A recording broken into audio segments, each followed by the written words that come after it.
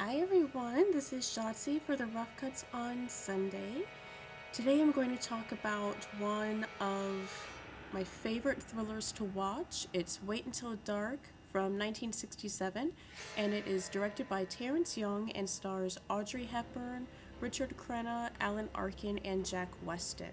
The story is about a woman played by Audrey Hepburn who has recently been blinded by an accident, and her husband, Sam, played by, I think it's Efrem Zimbalist in this, and he is a photographer who's often out on assignment. One day, he was on assignment in an airport. He was asked by a beautiful, mysterious foreign woman to watch a doll for her.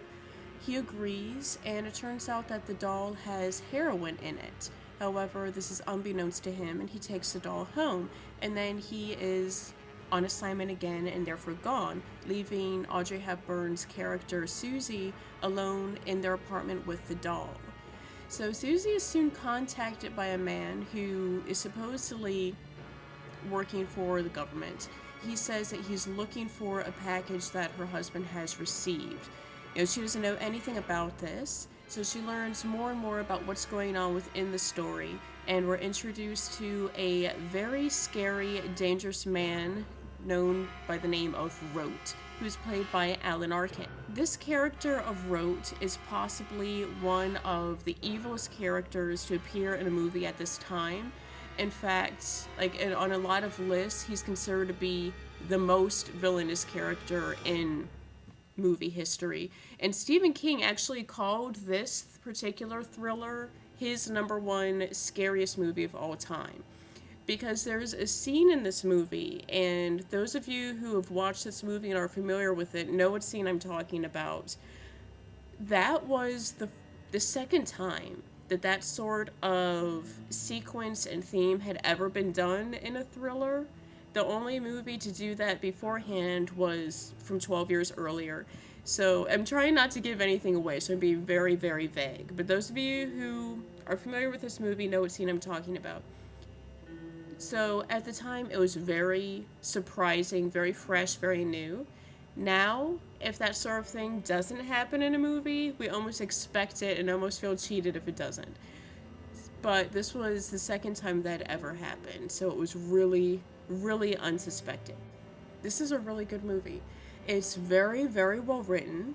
It's well acted, and Henry Mancini's soundtrack to this movie goes along great to set the mood.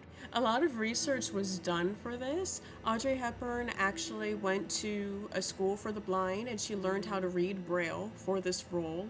Even though she didn't have to learn how to read it, she did. To give her eyes the appearance that they have in this particular movie, she wore special contact lenses for it. One of the things that was done during the promotions of this movie initially was that the theaters who screened it had agreed to make the lights go along with what's going on in the movie. Because what happens, the last 12 or 8 minutes of the film, Audrey Hepburn's character, when it gets to be dark, she starts breaking the light bulbs in the apartment, making the apartment darker.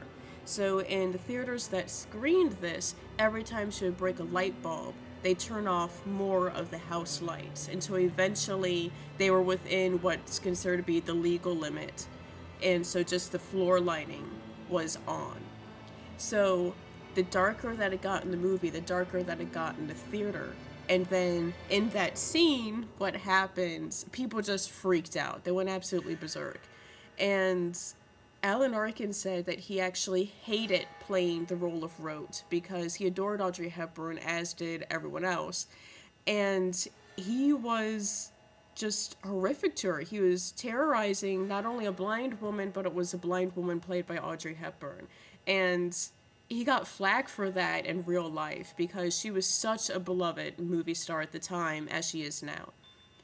But it's a great movie. Definitely check it out. And the poster for it really helps to set the mood too.